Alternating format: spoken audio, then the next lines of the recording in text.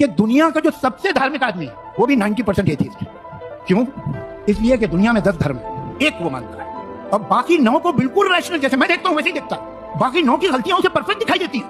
مجھے ہندوؤں نے بھی بولا ہے، مسلمانوں نے بھی بولا ہے، کرسچن نے بھی بولا ہے، ایک دوسرے کے دھرم کے بارے میں. کیسے مانتے ہیں یار یہ لوگ؟ ارے بے وقوف، تو کیا مانتا ہے یہ تو دیکھ. تو ہماری عقل صرف اپنے دھرم میں آ کے بند ہو جاتی ہے. باقی ہم بالکل ریزنیبلی دیکھتے ہیں کہ یار یہ کیا کرتے ہیں، یہ کیا مانتے ہیں، یہ ان کی کیا یہ ریچول کیا ہے، یہ طریقے کیا ہے. تو غلط ہے، پاگل پن ہے یار، انہیں صاف دکھائی دیتا. تو مجھ میں اور ایک بہت ہی دھارمک آدمی میں صرف 1 نمبر کا ڈفرنس ہے. 9 میں ہم دونوں ایگری کر رہے ہیں.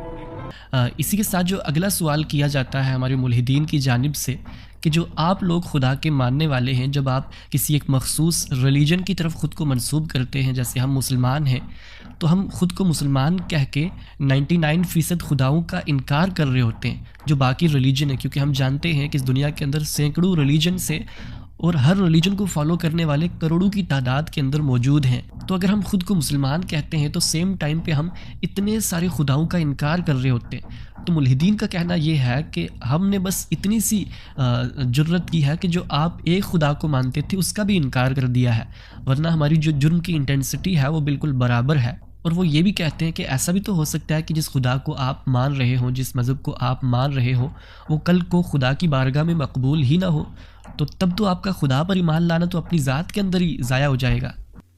ایک تو قرار بات یہ ہے کہ آپ کے توسط سے میں یہ کہنا چاہتا ہوں کہ اپنے ملحد بہن بھائیوں کو آپ اختلاف ضرور کریں، آپ اعتراض کریں، آپ طنز کریں، مرضی آپ کی. کبھی پلیز آپ تکبر نہ کریں، کبھی دوسرے کو گھٹیا اور کمتر نہ سمجھنا. میں پتہ کیوں کہہ رہا ہوں؟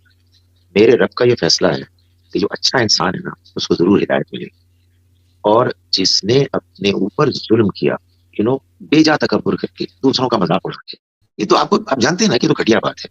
یہ تو یونیورسل چیز ہے، ہم سب جانتے ہیں.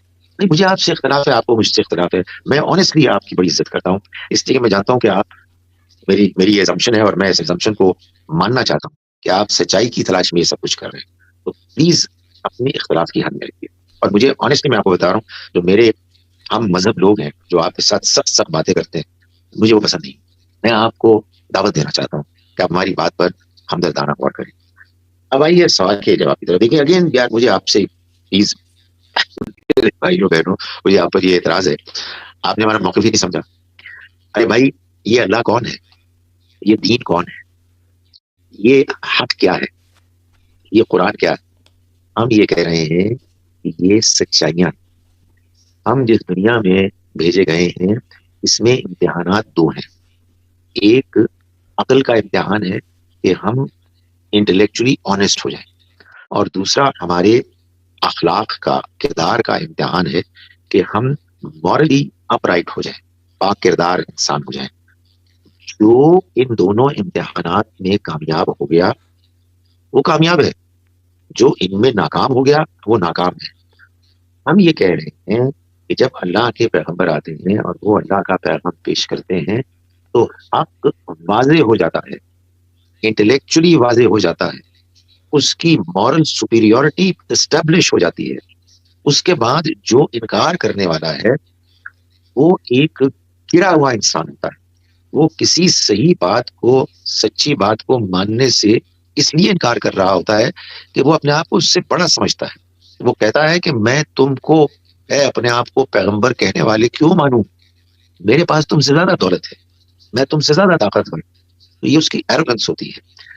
پیغمبر جب آتے ہیں تو ان کی آمد کے بعد سچائی، آپ یقین کریں میں ایگزیجریٹ نہیں کر رہا، ایسے واضح ہو جاتی ہے جیسے دن میں سورج کی روشنی اور سورج کا وجود کتنی واضح ہوتی ہے.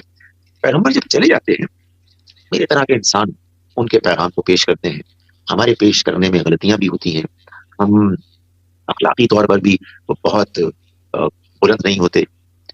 تو اس وجہ سے یہ ممکن ہے، اور اسی وجہ سے میں آپ لوگوں کی عزت کرتا ہوں، یہ ممکن ہے کہ ہماری پریزنٹیشن کے نتیجے میں آپ لوگ اس وقتی طور پر غلط فہمی میں مبتلا ہو جائیں کہ یہ غلط ہے.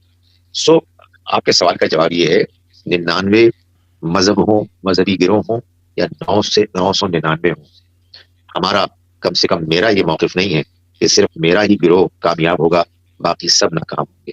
نہیں، میں جس کتاب پر ایمان لایا ہوں اس کی روشنی میں یہ بالکل پورے اعتماد سے سٹیٹمنٹ دے رہا ہوں، جو عقلی طور پر دیانتدار ہوگا اور جو اخلاقی طور پر بلند ہوگا، ہاں اس کا کوئی گروہ ہو، وہ کسی فرقے سے تعلق رکھتا ہو، اس کا کوئی فلسفہ ہو، اگر وہ دیانتدار ہے تو کامیاب ہوگا. اور اگر کوئی شخص متکبر ہے، بد دیانت ہے، بد اخلاق ہے، اس کا تعلق کسی مذہب سے ہو، اس کا تعلق کسی پیغمبر کے خاندان سے ہو، وہ ناکام ہو جائے. یہ ہمارا موقف ہے.